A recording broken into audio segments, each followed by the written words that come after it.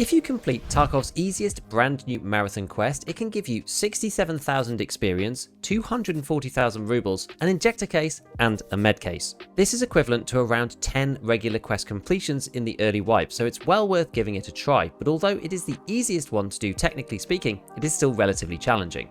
Beneath the Streets is a new quest in patch 15 that uses marathon mode that has come to the wipe, which you can access by clicking the button in the top right hand corner of the map selection screen.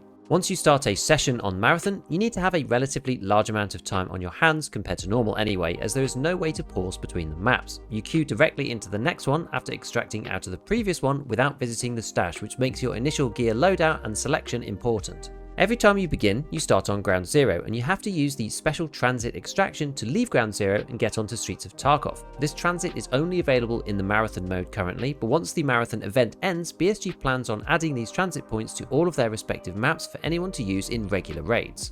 I'll show you where all the transits are at the end of the video, but to finish the broad overview, once you transit from Ground Zero to Streets, you then have two choices to either go to the lab, where you still do need a labs card, or you can continue along the path to Interchange, Customs, Factory, Woods, Reserve, Lighthouse, and finally Shoreline. Although you can't pause in between each map, when you get to the transit location, you do have the option to transfer a small number of items to the stash, but this costs money, much like the BTR does, although it retains Find in Raid status, so it's very useful for quest items. Bringing a decent amount of money then is very sensible, somewhere in the 200,000 rubles region, because each map can technically cost you about 20k to offload a full set of items. When you start off in a raid for Marathon, you will see the transit time start to tick down as one of your extracts, and you're only allowed to use the transit at 7 minutes into the map timer, so before then you just have to try to not die and get yourself in a position to use the extract. So why do I think that Beneath the Streets is the easiest Marathon map? Well, to complete this quest, you have to begin in Marathon mode of course, on Ground Zero, use the transit to get to Streets of Tarkov, and then use the transit to get to Labs. You have to visit 3 areas in Labs itself, and then find the exit back from Labs to Streets, but you don't need to actually take the extract or survive to complete the quest. This is the crux of why this quest is easier than most of the others, because you only need to do the transit twice to get it done, and the quest rewards really do justify at least giving it a try.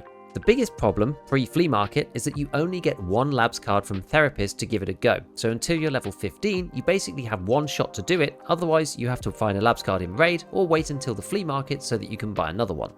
So, how do you go from Ground Zero to Streets? Well, you start off here. This is basically the Terror Group building. This is up at the north side of the map. Emacom is round the corner over there. You've got the large ramp down to the underground parking over here. Nakatani is all the way down the end over there, and the wine shop is here. So the way that you get over to Streets is you just basically come down this here, down where the big ramp is into the underground car park, and the extract to Streets of Tarkov from Ground Zero, or the transition I should say, is all the way at the end. It's right next to Mirror Avenue extract, which if you know it is the one with the green flare exfil. I'm just going to show you that one first because it's right next to it, and there's actually a lot of people that still don't realize that Mirror Avenue has a guaranteed spawn of a green flare, which allows you to get out of this extract basically every single raid. So if we go into the exits, you see it's got Mirror Ave up there, and there's a scav here just there behind this yellow bus. And if you look in there, there's always one green flare. So the first person to get there can always use this green flare. You grab the green flare, you stand in this area, it says signal flare area, you point up at about, I don't know, a bit over 45 degrees, maybe 60 degrees into the air, fire it off, and then once you can see it in the air, then you can just run down here and you can extract. Now the transition to Streets is very, very close. It is in this area. So if you're doing the sightseeing one, you can plant the marker down on this back wall somewhere, and actually using the transit, you can just sit by this van and do the transferring of the stuff from your inventory over back to the hideout, which is very, very useful because it stops you just being literally in the middle of nowhere. First time I sat here, and that's obviously a very stupid place to be. So sit by this truck, you're going to be a lot more covered and much less likely to get killed. Alright, so the Streets of Tarkov to Labs transition, this is the expo point here. After this, you get shot by snipers down there. This is kind of the back end of Terror Group, and this is down the main street. You've got Plymouth Trading Centre all the way far down on the left, and Pinewood far down on the right. Then you've got the archway there, which is probably one of the most recognizable landmarks on the Streets map. You can see it's just here.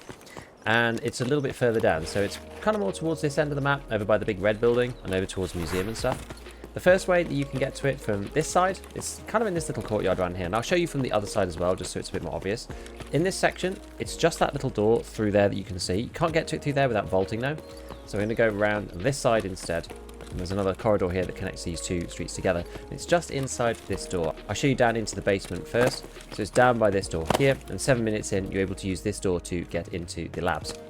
I will show you from the other side. So if you go up this way instead, up here, if you're on the main street on this bit, this is the school. The school stretches for most of this road all the way down here, the big blue building, and that goes back out to Expo down there. And then you've got like the vet surgery up here, and then you've got the big cosmonauts picture there. So this kind of shows you, right, the cosmonauts picture's there, and the little entrance is just down there around the corner. And opposite the road here is the pub and stuff. So hopefully that helps you get enough of your bearings so that you can make the transition through to labs. Okay, so we are on labs. This is the final thing that we have to do. We have to go to the 3 locations. The first one that's probably the most obvious is the dome. This is the hazard dome one. So just for a bit of reference, there's dark offices over there. All of this side is the colored keycard rooms, and you've got server room over there. This will kind of help you orient where you are in the map. So all the keycard rooms are over that side. Hazard dome is down here in the middle. Now, my advice with Hazard Dome is that you can kind of hit it straight away if you are close. But if you're not close, then you probably want to kind of wait a little bit later because this area is pretty hot and you're quite exposed down here. The only issue later on is that there's lots of raiders and stuff around the edge. Either way, no matter how you want to do it, you have to just go into this Hazard Dome, and that will check off the first subquest for this. The second part is also in the same bit. All of these quests and all of these sections are all the same. They're all in the same area of the map. None of them are over by like red keycard. They're all over by the other ones, green, blue, that kind of thing. So we go up here. You can go to server room from the bottom or the top actually, but you got to just go into server room here, and I think you might have to go down onto the bottom section. But anyway, walk around anywhere down there, and you should get the subtask pop up for server room as well. So dome is over there. Server room over here. The final one, it's not parking. It's not the one with near yellow keycard over that side of the map. It's the red one here, which is called Hangar Gate. This is the one where you can press a button and raiders come out of the door. That's this one there. So it's the raiders door there. And you go in here, and that should be the other part completed. Now, I think this is probably the easiest one to do. If you're not right next to Dome, that was probably the easiest to complete first. And then probably server room, and then probably Dome, if you don't actually spawn in near Dome. So once you've done that, then you're going to need to go to the exit. You're going to have to find where the exit is to streets. This takes you back to streets and technically allows you to loop between the 2 maps using the transit mode. I'm not sure why you do that exactly, but you can do that in theory. So what you have to do for this one, so we're going to go back past Dome. Dome is there. And we'll go down the stairs. There's 2 sets of stairs to go to this way, really. Either along the top and along that corridor and down this staircase just here. Or just down this route that we went ourselves. And then the way that you get back to streets is in this elevator here. So all of the stuff is actually in this area of the map by the colored key cards. So the actual lift to get out, you've got the hazard dome there, you've got server room over there, and then hangar gate over there. It's all kind of in a line, so it's relatively straightforward. Now, what my best piece of advice for this is that you get 1 labs access keycard from the therapist. Use this to go into offline mode and figure out where these are first. If you're not a prolific labs player or you haven't played for a bit, make sure that you take this and just put it in offline mode because you won't lose the card and you can have a wander around. You can go and see where all this stuff is, turn the bots off, and you can even try it with the raiders on if you want, just to add a little bit more spice and get a bit more practice. Because the worst thing, the last thing that you want is to go from Ground Zero in Marathon, go through to Streets of Tarkov, then turn up in labs and realize you don't know where you're going. Also practice getting from the other part of the map over to this section. And just kind of think about some of the safe pathways that you don't just want to be like wandering out in the open.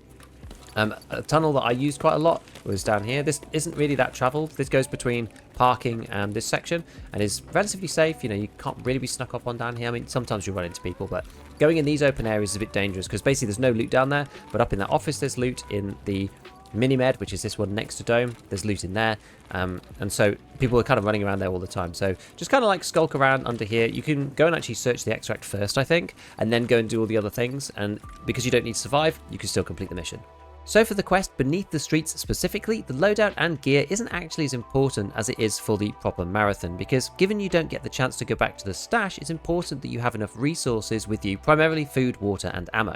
In some ways, it's quite fortunate that you start on Ground Zero and then Streets second, because those 2 maps have a lot of food around on them, so you don't actually have to bring that much in. You can just make sure that you use your 7 minutes at the beginning to forage around and get stuff before you start. That's dead time anyway, so you may as well use it for collecting food. I've typically headed into raid with an AKS-74U because in a pinch you can usually find 545 ammo either in the raid itself or on scavs, so either that or something that uses 7.62x39 is probably a good choice so that you can replenish it throughout. As I said, this is less important for the labs mission because you're only going through 2 transits. From looking at the other marathon missions that I have unlocked so far, it does seem that you can complete the other segments outside of the marathon mode. For example, Marathon Know Your Place for Ragman, you have to eliminate targets on streets and eliminate targets also on interchange and then use the transit from streets to interchange, but you can complete the kills sections outside of the transit without using marathon mode, which makes it quite a bit easier. For the item drop-off quests though, I would probably wait until you've done the marathon section to start dropping off the items, because we're not entirely sure if these quests are going to go away at the end of marathon or what's going to happen with them. So if they do disappear, then you've planted items worth money and you won't get anything for them. So probably do the transits first and then work on planting the items second, unless you want to do them all in the same raid.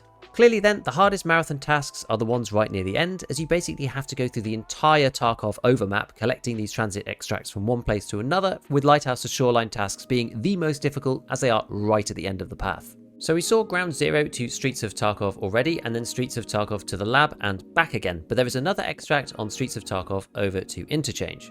This one is right in the corner behind Concordia. It's pretty much where one of the spawns is, and it's along the back fence wall.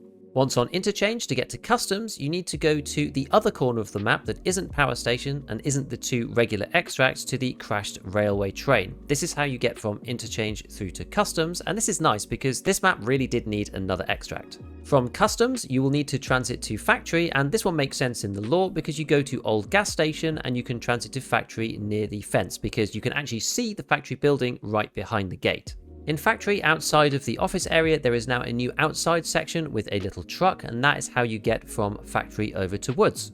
Woods to Reserve, you need to head yourself over to RUAF, that's the extract with the green smoke, and this shares that extract. It's just at the back instead of being in the green smoke area, and that'll allow you to get from Woods over to Reserve. Reserve to Lighthouse also kind of makes sense in the lore. You basically go to this train station on Reserve and follow the train track lines right to the edge of the map. There is a hole in the fence near to these over on the left hand side if you're looking out of the map itself, and that is how you're going to escape from Reserve onto Lighthouse.